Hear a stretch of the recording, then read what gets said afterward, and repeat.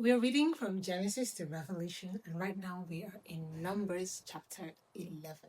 We have made progress in 24 days. So, yes, welcome to day 24 of 155 days. We're reading the Bible from start to finish. Now that we know what we're here for, let us begin. Father, in the name of Jesus, we thank you because your word is spirit and it is life. And your word changes us every time that we read.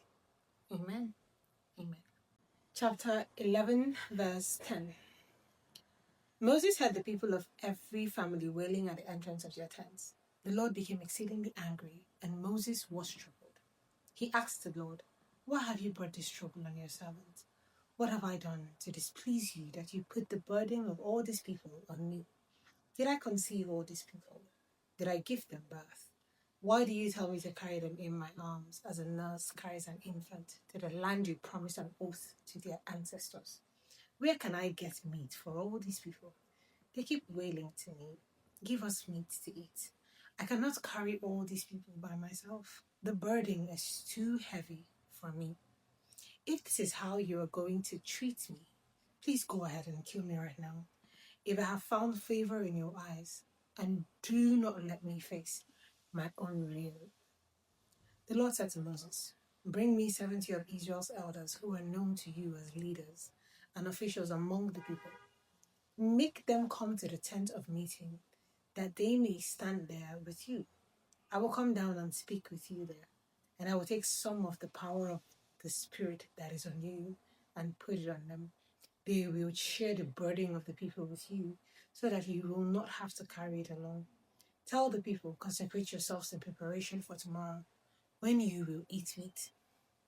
The Lord heard you when you wailed. If only we had meat to eat. We are better off in Egypt. Now the Lord will give you meat, and you will eat it. You will not eat it for just 1 day, or 2 days, or 5, 10, or 20, but for a whole month, until it comes out of your nostrils and you lose it. It sounds like an African parent. Oh my God. Okay. Because you have rejected the Lord who is among you and have wailed before him, saying, 'Why did we ever leave Egypt?' But Moses said, 'Here I am among 600,000 men on foot, and you say, I will give them meat to eat for a whole month. Would they have enough for a whole month? Would they have enough if flocks and herds were slaughtered for them? Would they have enough if all the fish in the sea were caught for them?'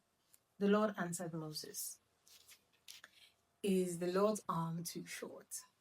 Now you will see whether or not what I say will come true for you.' So Moses went out and told the people what the Lord had said.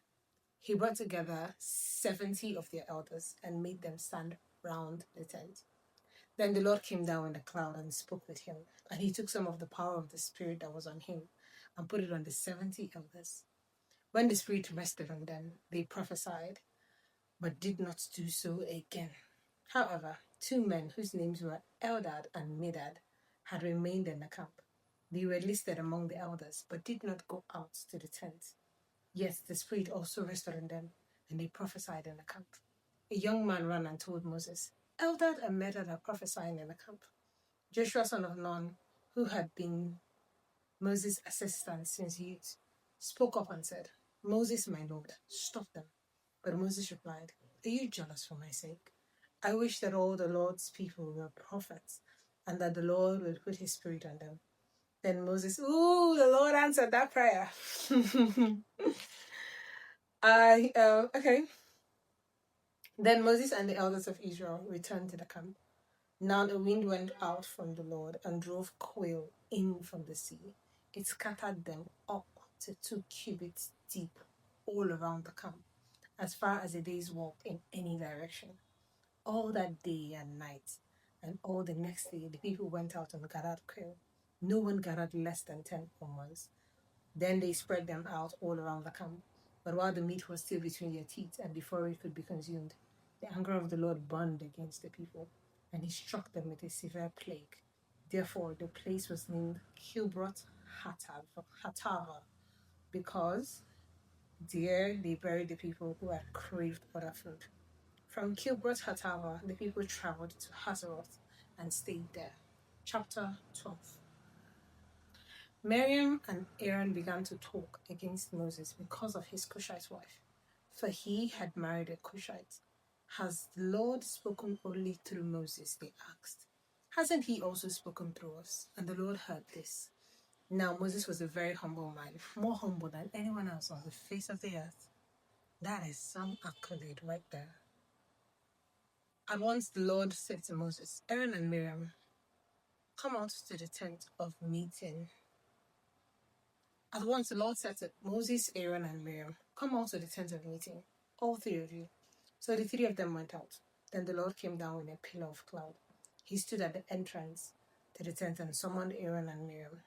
When the two of them stepped forward, he said, listen to my words. When there is a prophet among you, I, the Lord, reveal myself to them in visions. I speak to them in dreams. But this is not true of my servant Moses. He is faithful in all my house. With him I speak face to face, clearly and not in riddles. He sees the form of the Lord. Why then were you not afraid to speak against my servant Moses? The anger of the Lord burned against them, and he left them. Then the cloud lifted from above the tent. Miriam's skin was leprous. It became as white as snow. Aaron turned towards her and saw that she had a defiling skin disease. And he said to Moses, please, my Lord, I ask you not to hold against us the sin we have so foolishly committed. Do not let her be like a stillborn infant coming from its mother's womb, with its flesh half eating away. So Moses cried out to the Lord, please, God, heal her. The Lord replied to Moses, if her father had spat in her face, would she not have been in disgrace for 7 days? Confine her outside the camp for 7 days. After that, she can be brought back. So Miriam was confined outside the camp for 7 days, and the people did not move on until she was brought back. After that, the people left Hazeroth and camped in the desert of Paran. Chapter 13. The Lord said to Moses, send some men to explore the land of Canaan, which I am giving to the Israelites. From each ancestral tribe, send one of its leaders. So at the Lord's command, Moses sent them out from the desert of Paran. All of them were leaders of the Israelites. These are their names. For the tribe of Reuben, Shammua, son of Zaccur. From the tribe of Simeon, Shaphat, son of Hori. From the tribe of Judah, Caleb, son of Jephunneh. From the tribe of Issachar, Igal, son of Joseph. From the tribe of Ephraim, Hoshea, son of Nun. It spells Hoshea, but I think it's Hosea. From the tribe of Benjamin, Palti, son of Raphu. From the tribe of Zebulun, Gadiel, son of Sodi. From the tribe of Manasseh, a tribe of Joseph, Gadi, son of Susi. From the tribe of Dan, Amiel, son of Gemali. From the tribe of Asher, Setur, son of Michael. From the tribe of Naphtali, Nahbi, son of Vosi. From the tribe of Gad, Gil, son of Maki.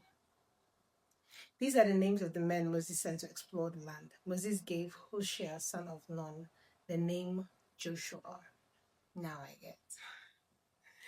When Moses sent them to explore Canaan, he said, go up through the Negev and on into the hill country. See what the land is like, and whether the people who live there are strong or weak, few or many. What kind of land do they live in? Is it good or bad? What kind of towns do they live in? Are they unwalled or fortified? How is the soil? Is it fertile or poor? Are there trees in it or not? Do your best to bring back some of the fruit of the land. It was the season for the fruit, for the first ripe grapes. So they went up and explored the land from the desert of Zin as far as Rehob, towards Lebo Hamath. They went up through the Negev and came to Hebron, where Ahiman, Shishai, and Talmai, descendants of Anak, live. Hebron had been built 7 years before Zoan in Egypt, when they reached the valley of Eshcol. They cut off a branch bearing a single cluster of grape. Two of them carried it in a pole between them, along with some pomegranates and figs.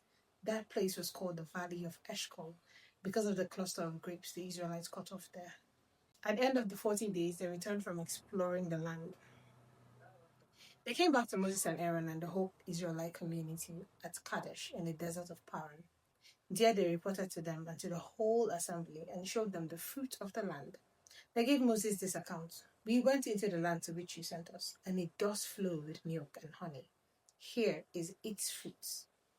But the people who live there are powerful, and the cities are fortified and very large. We even saw descendants of Anak there. The Amalekites live in the Negev. The Hittites, Jebusites, and Amorites live in the hill country. And the Canaanites live near the sea along the Jordan. Then Caleb silenced the people before Moses and said, We should go up and take possession of the land, for we can certainly do it. But the men who had gone up with him said, We can't attack those people. They are stronger than we are. And they spread among the Israelites a bad report about the land they had explored. They said, The land we explored devours those living in it. All the people we saw there are of great size. We saw the Nephilim there, the descendants of Anak come from the Nephilim. We seemed like grasshoppers in our own eyes, and we looked the same to them. That night, all the members of the community raised their voices. Chapter 14 now. That night, all the members of the community raised their voices and laughed aloud. All the Israelites grumbled against Moses and Aaron, and the whole assembly said to them, If only we had died in Egypt. What is wrong with these people in Egypt? You want to die? How? Okay. If only we had died in Egypt or in the wilderness. Why is the Lord bringing us to this land, only to let us fall by this sword? Our wives and children will be taken as plunder. Wouldn't it be better for us to go back to Egypt? And they said to each other, We should choose a leader and go back to Egypt. Then Moses and Aaron fell face down in front of the whole Israelite assembly gathered there. Joshua son of Nun and Caleb son of Jephunneh, who were among those who had explored the land, tore their clothes and said to the entire Israelite assembly, The land we passed through and explored is exceedingly good. If the Lord is pleased with us, he will lead us into that land, a land flowing with milk and honey, and will give it to us. Only do not rebel against the Lord, and do not be afraid of the people of the land, because we will devour them. Their protection is gone, but the Lord is with us. Do not be afraid of them. But the whole assembly talked about stoning them. Then the glory of the Lord appeared at the tent of meeting to all the Israelites.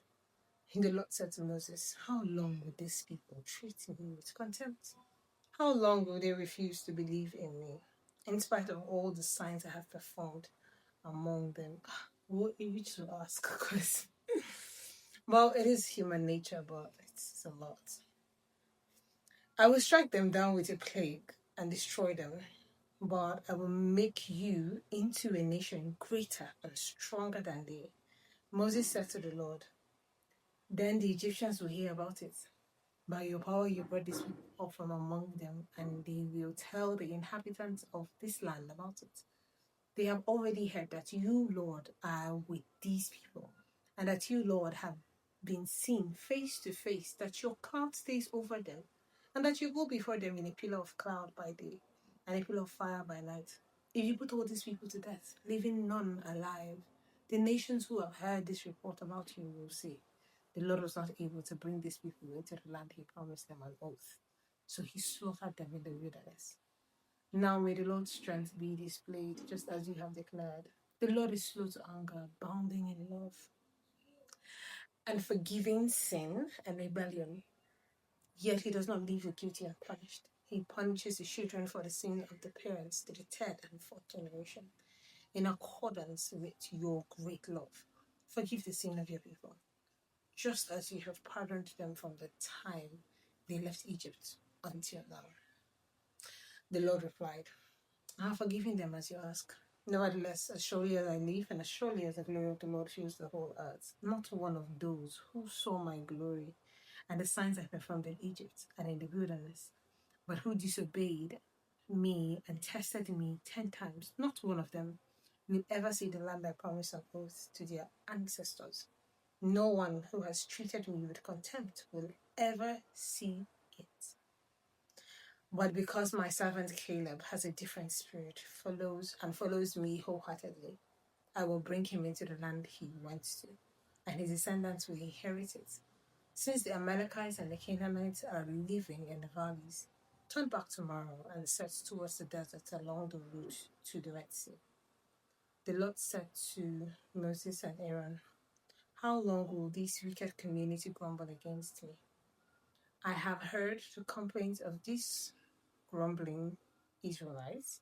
So tell me, as surely as I live, declares the Lord, I will do to you the very thing I heard you say. In this wilderness your bodies will fall, every one of you 20 years old or more, who was counted in the census, and who has grumbled against me. Not one of you will enter the land I swore with uplifted hand to make your home, except Caleb, son of Jephunneh, and Joshua, son of Nun. As for your children that you said would be taken as plunder, I will bring them in to enjoy the land you have rejected. But you, your bodies will fall in this wilderness. Your children will be shepherds here for 40 years, suffering for your unfaithfulness, until the last of your bodies lie in the wilderness. For 40 years, 1 year for each of the 40 days you explore the land. Ah, Jesus. You will suffer for your sins and know what it is like to have me against you. I, the Lord, have spoken, and I will surely do these things to this whole wicked community which has banded together against me. They will meet their end in this wilderness. Here, they will die. And that is sad. Absolutely sad. But we'll take a break here. Hello, Bible reader. We've read for a while and we'll have to take a break. Please feel free to get a stretch, drink water, catch your breath, and we will continue immediately. You can also decide to pause at this point and then play when you are ready to continue. Now let's start the second half. Now let's continue from verse 36. So the men Moses had sent. Now let's continue from verse 26. So the men Moses had sent to explore the land, who returned and made the whole community grumble against him by spreading a bad report about it. These men, who were responsible for spreading the bad report about the land, were struck down and died of a plague before the Lord.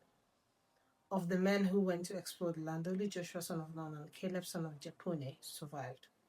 When Moses reported this to all the Israelites, they mourned bitterly. Early the next morning, they set out for the highest point in the hill country, saying, now we are ready to go up to the land the Lord promised. Surely we have sinned. But Moses said, why are you disobeying the Lord's command? This will not succeed. Do not go up, because the Lord is not with you. You will be defeated by your enemies. For the Amalekites and the Canaanites will face you there, because you have turned away from the Lord. He will not be with you, and you will fall by the sword. Nevertheless, in their presumption, they went up towards the highest point. How do you even go without Moses? Hey, dear Lord. Nevertheless, in their presumption, they went up towards the highest point in the hill country. Though neither Moses nor the ark of the Lord's covenant moved from the camp, then the Amalekites and the Canaanites who lived in that hill country came down and attacked them and beat them down all the way to Hormah. Chapter 15.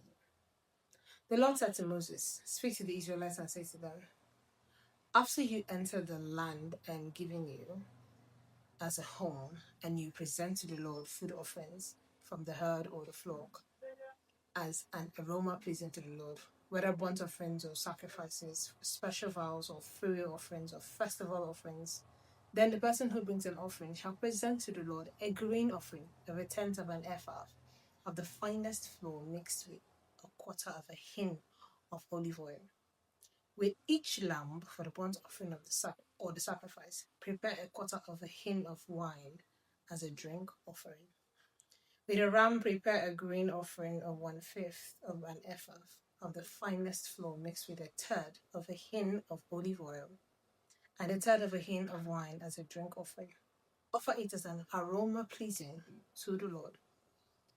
When you prepare a young bull as a burnt offering or sacrifice for a special vow or fellowship offering to the Lord, bring with the bull a grain offering of 3/10 of an ephah from the finest flour mixed with half a hin of olive oil, and bring half a hin of wine as a drink offering.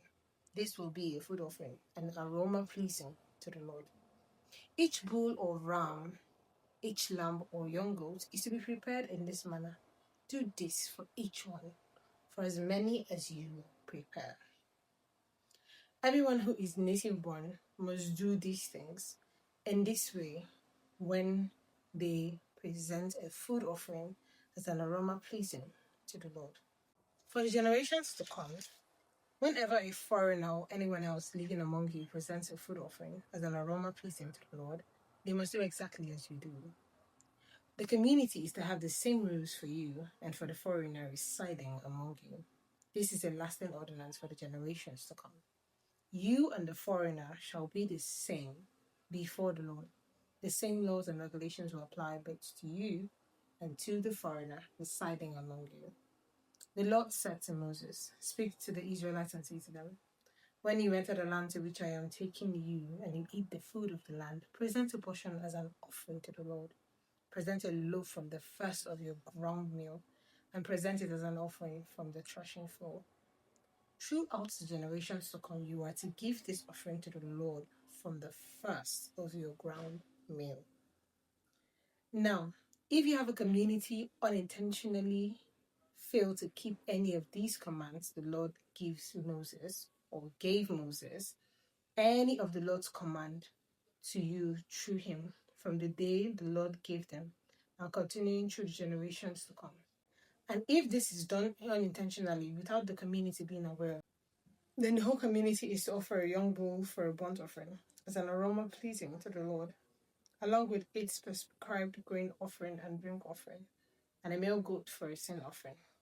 The priest is to make atonement for the whole Israelite community, and they will be forgiven, for it was not intentional, and they have presented to the Lord for their wrong a food offering and a sin offering. The whole Israelite community and the foreigners residing among them will be forgiven, because all the people were involved in the unintentional wrong. But if just one person sins unintentionally, that person must bring a year-old female goat for a sin offering. The priest is to make atonement before the Lord for the one who erred by sinning unintentionally. And when atonement has been made, that person will be forgiven. One and the same law applies to everyone who sins. One and the same law applies to everyone who sins unintentionally, whether a native-born Israelite or a foreigner residing among you. But anyone who sins defiantly, whether native-born or foreigner, utters blasphemy against the Lord and must be cut off from the people of Israel, because they have despised the Lord's words and broken his commands. They must surely be cut off, and their guilt remains on them. While the Israelites were in the wilderness, a man was found gathering wood on the Sabbath day.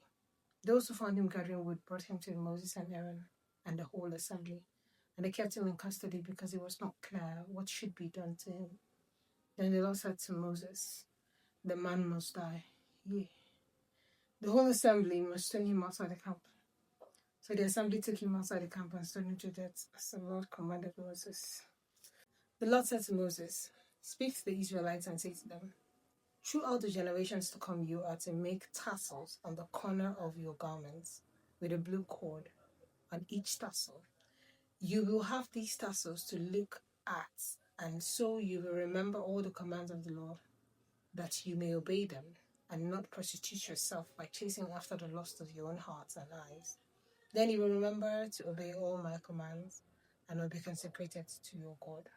I am the Lord your God, who brought you out of Egypt to be your God, and I am the Lord your God."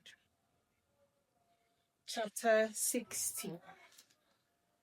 Korah, son of Izhar, the son of Kohath, the son of Levi, and certain Reubenites, Dathan and Abiram, sons of Eliab, and On, son of Pelet, became insolent and rose up against Moses. With them were 250 Israelite men, well-known community leaders who had been appointed members of the council. They came as a group to oppose Moses and Aaron and said to them, "You have gone too far. The whole community is holy, every one of them, and the Lord is with them.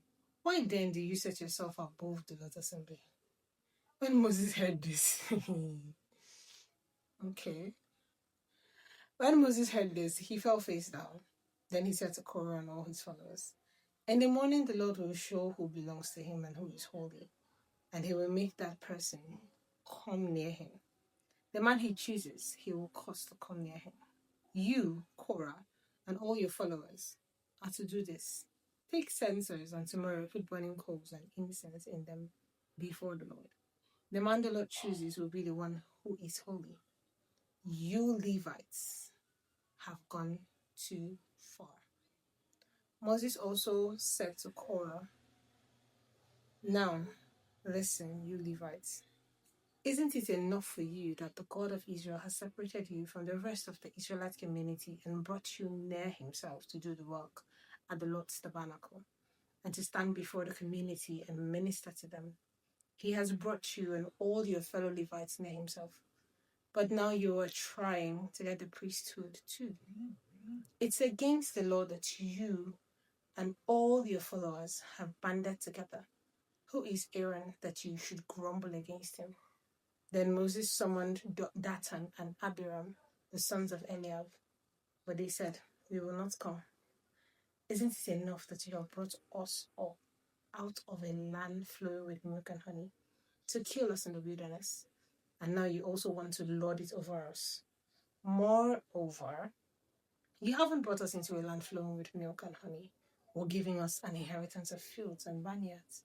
Do you want to treat these men like slaves? No, we will not come." Gemora. Hey, Jesus. Then Moses became very angry and said to the Lord, "Do not accept their offering. I have not taken so much as a donkey from them, nor have I wronged any of them." Moses said to Korah, "You and all your followers are to appear before the Lord tomorrow. You and they and Aaron, each man is to take his censer and put incense on it, 250 censers in all, and present it before the Lord. You and Aaron are to present your censers also." So each of them took his censer, put burning coals and incense on it, and stood with Moses and Aaron at the entrance of the tent of meeting.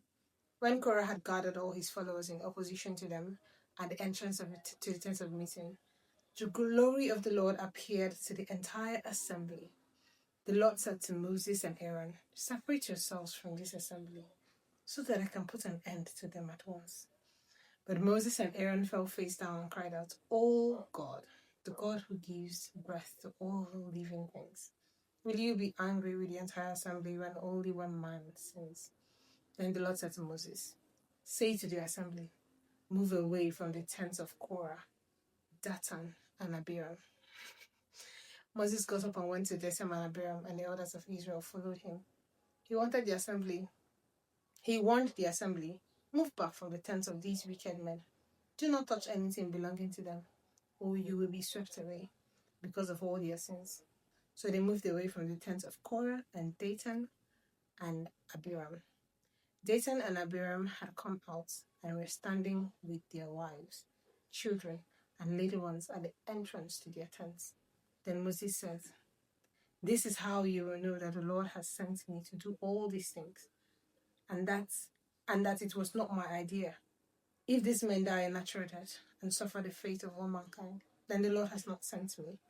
But if the Lord brings about something totally new, and the earth opens its mouth and swallows them with everything that belongs to them, and they go down alive into the realms of the dead, then you will know that these men have treated the Lord with contempt." As soon as he finished saying all this, the ground under them split apart, and the earth opened its mouth and swallowed them and their household, and all those associated with Korah, together with their possessions. They went down alive into the realm of the dead. With everything they owned, the earth closed over them, and they perished, and we are gone from the community. At their cries, all the Israelites around them fled, shouting, "The earth is going to swallow us too." And fire came out from the Lord and consumed the 250 men who were offering the incense.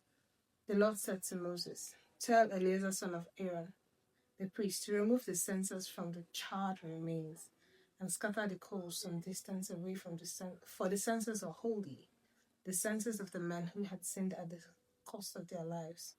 Hammer the censers into sheets to overlay the altar, for they were presented before the Lord and have become holy. Let them be a sign to the Israelites." This is a very sad story because I'm thinking the ground is opening and they're going in, and I'm remembering that it mentioned their children, it mentioned little ones. So the family leaders sins, and then their children and their little ones also pay for it. It's bad, but thank you so much for reading with us today. This is day 24. Tomorrow is day 25, and we will continue. Do not forget to like our video, share our videos so that many more people can join us in reading the Bible. See you tomorrow.